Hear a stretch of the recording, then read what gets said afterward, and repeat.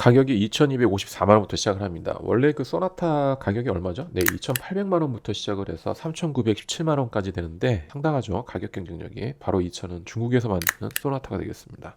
8세대 갖고 택시 만들지 않겠다고 했는데 결국은 등장을 했네요. 소나타 택시는 내구성을 높인 택시 전용 LPG 엔진을 갖추고 있습니다. 포터 기아 만든 봉고 3 처음에 LPG 전용 엔진을 부랴부랴 갑자기 만들었다가 텐셔너, 그러니까 구동 벨트 쪽 텐셔너가 풀리는 그런 말도 안 되는 초도 실수가 있었잖아요. 그런 실수가 없길 바랍니다. 8세대 모델 갖고는 택시 만들지 않겠다 했던 적이 기억이 나는데, 이 모델을 가지고 이 택시 시장에 다시 진입했다는 거 어떤 의미가 있는지 알아보도록 하겠습니다. 8세대까지 진화를 했고 지금 8세대의 부분 변경까지 와 있는 상태죠. 이번 택시는 휠 베이스를 늘려서 기존의 소나타 택시하고는 차별점을 뒀어요. 엔진룸에는 이제 LPG 전용 심장을 올렸고요. 이달부터 전격 출시가 됐는데 가솔린 대비 에너지 구매 단가, 경제성이 높은 LPG 사용하고 있습니다. 아이오닉 택시가 존재함에도 불구하고 아이오닉 5, 아이오닉 6가 있죠. 그 순수 전기 자동차 택시가 있음에도 불구하고 왜 갑자기 검증받은 모델, 이 8세대 모델을 가지고 이렇게 등장했다라는, 지금 현재 이 전기차 택시로는 한계가 있기 때문이에요. 장거리 주행을 하루에도 300km, 400km 내지는 500km까지 달릴 수 있는 바로 이제 택시인데, 택시 시장에서 아이오닉 5하고 아이오닉 6에 대한 평가가 그렇게 좋지 못합니다. 충전 인프라 부족뿐만 아니라 전기차를 충전하는 데 걸리는 시간도 만만치 않기 때문에 게다가 차를 1년, 2년 정도 사용하게 되면 배터리 패키지의 무거움 때문에 서스펜션이 그렇게 좋아지질 못해요.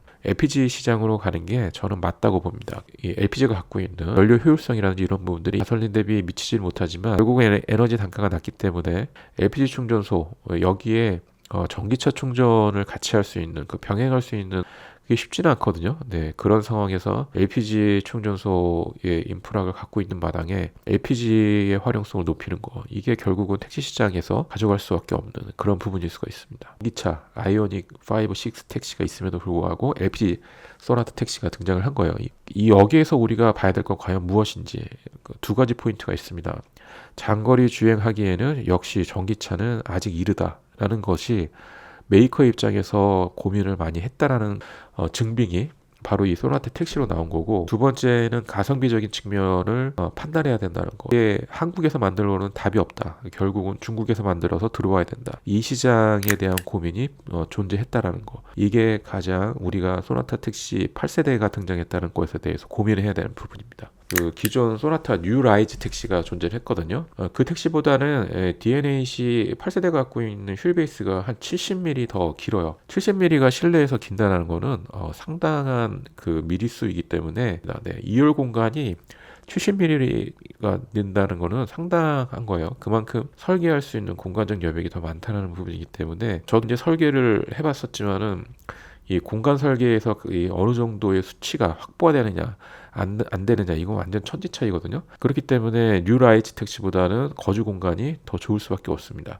무릎 에어백이 들어가 있고요. 그리고 2열 사이드 에어백도 보강이 됐습니다. 총 9개 에어백을 갖추고 있는 택시 전용 모델이 등장이 되겠습니다. 차로 유지 보조, 그러니까 LKAS 기능을 갖고 있어요. 차로 이탈 방지 보조는 아주 기본으로 갖추고 있고요. 여기에 이제 거의 승용차 수준의 인포테인먼트 시스템을 기본적으로 갖추고 있기 때문에 보통 이제 택시시 모델이 나오게 되면은 이런 인포테인먼트나 이런 아예 그냥 빠지는 경우도 있습니다. 아주 단촐한 방식의 형태가 나오기도 하는데, 차세대 인포테인먼트 시스템을 갖추고 있습니다. 차량 주요 전자제어와 연계된 기능을 이 인포테인먼트 부분에 활용할 수가 있고, 무선 소프트웨어 업데이트 기능도 지원을 합니다. 네, 가격은 법인 및 개인 택시 기준에서 2,480만 원, 개인 택시 간이거태자 면세 기준에서 2,254만 원부터 시작입니다. 가격 아주 좋죠. 북경 현대기차 유한공사에서 생산해서 가격 경쟁력을 높인 것인데요. 한편 현대차는 택시를 보다 안전하게 이용할 수 있도록 택시 용품 업계와 협업해서 기존 택시 표시등과 차별화된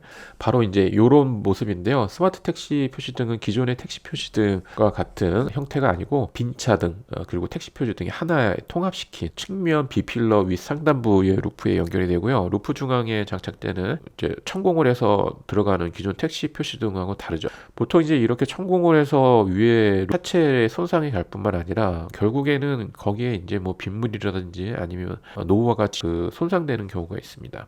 녹이 있을 경우가 있을 수가 있어서 이런 부분들을 아예 메이커 입장에서 고려를 해서 빛 필러 윗 상단 부분을 저렇게 활용한다는 건 아주 괜찮은 아이디어인 것 같습니다. 완전 자율주행 택시, 로봇 택시, 이거는 이제 아이오닉 5를 이제 기준으로 해서 이제 나오고 있는데, 최근에는 이제 스카이트랙에서 아이오닉 5 로봇 택시 주행 실험도 하는 등 이런 다각화적인 주행 실력을 키우는데 노력을 하고 있습니다. 택시 시장을 메이커 입장에서 바라보는 거는 이 차가 여러 대 많이 돌아다니게 되면은 그 브랜드 파워를 알리는 데도 도움이 될 수 있고, 또 많은 데이터를 얻을 수 있는 대상이 될 수가 있는 겁니다. 그렇게 해서 벤치마킹을 할 수 있는 모델이기 때문에 택시 시장의 호환성은 어떻게 되는지, 그리고 내구성은 어떻게 되는지, 이런 걸 잘 파악할 수 있는 그런 시장이 바로 택시 시장이고, 그 택시는 또 볼륨 모델로 갈 수 있기 때문에 이 택시 시장에 대한 고민을 많이 할 수밖에 없는 거죠. 근데 모델에 한해서만큼은 택시 모델로 만들지 않겠다는 얘기를 많이 하죠. 8세대도 마찬가지였습니다. 소나타 이 8세대에 공을 많이 들였기 때문에 이 차가 갖고 있는 포지션에 대해서 흔들리지 않도록 택시 만들지 않겠다고 했는데, 결국은 검증받은 모델의 택시를 올렸다는 게, 이게 지금 이 시장에서 현대차가 이제 전기차에 대한 고민을 하고 있다는 거를 반증하는 부분이 될 수도 있습니다. 정작 이제 택시 업계에서는 이 전기차를 많이 만드는 것에 대해서 그다지 좋아하지 않고 있는 상황이에요. 왜냐하면 여전히 우리나라에서 충전 인프라가 부족하고, 또 차량에 갖고 있는 배터리 패키징에 갖고 있는 그 충전 시간이, 뭐 배터리 매니지먼트 시스템 BMS를 아무리 고도화 시킨다고 한들 충전 시간이 아주 현저하게 줄어들 수는 없는 노릇이거든요. 물리적인 상황이 있기 때문에. 하지만 시간이 돈이 택시 업계에서는 늦게 충전되는 이런 부분들은 더 이상 어떤 경쟁력이라고 볼 수가 없는 상황에 이르는 거죠. 또 하부 배터리 패키징 무게로 인해서 이제 서스펜션의 문제점 등이 계속 대두가 되면서 이 전기 택시, 로봇 택시에 대한 시장 반응은 아직 그렇게 무르익지는 않고 있습니다.